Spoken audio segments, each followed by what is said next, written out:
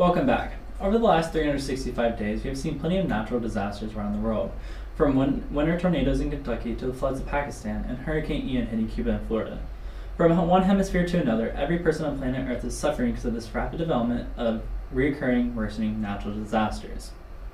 The Quad State violent tornadoes finally moved across western Kentucky late evening on December 10, 2021, lasting for almost 3 hours with the strongest tornado of many reaching the high end of an EF4 category, affected many cities, towns, and villages. Mayfield, Kentucky was one of the towns that was obliterated. That specific 190-mile-per-hour EF4 tornado killed 57 people and injured over 500. Volunteers and organizations from around the world were there to help those affected and to help clean up and get residents a place to stay while they try to stay warm. There was one individual who died while cleaning up from the destruction within the volunteers and organizations. Now, going to the floods in Pakistan, these floods started on June 14th and have affected more than 33 million people. Approximately 16 million of those are children who have been displaced from their homes, schools, and villages, which all washed away during their monsoon season. Without proper resources, residents of Pakistan have an increased risk of waterborne diseases, drowning, and malnutrition.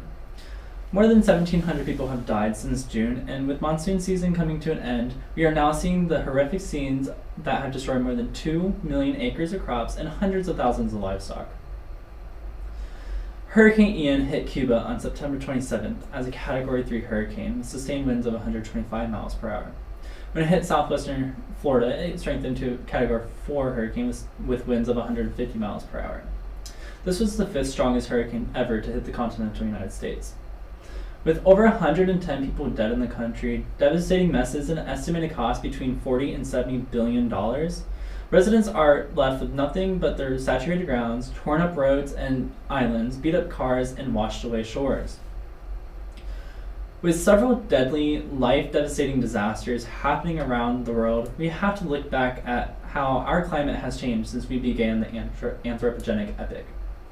According to scientists, humans have created global warming, which is the warming of the Earth at a slow or rapid pace.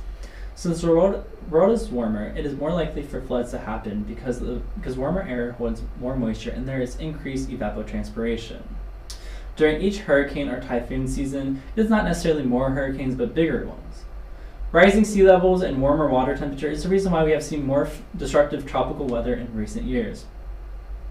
Although anyone can be affected by storms, fires, tornadoes, or flooding, people are more vulnerable based on their geography, infrastructure, and personal or economic exposures. If you look at this map, it shows that areas with the greatest population increase are largely those most exposed to natural disasters. With growing populations also come with growing inequalities.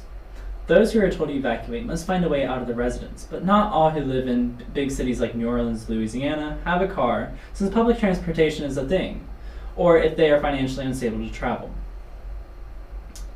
As I end, it is always important to listen to the leaders as they will do their best to inform and protect their communities from these devastating disasters. Remember, always seek shelter in case of tornadoes, and don't forget, in case of flooding, turn around, don't drown. This is AJ Heimler reporting.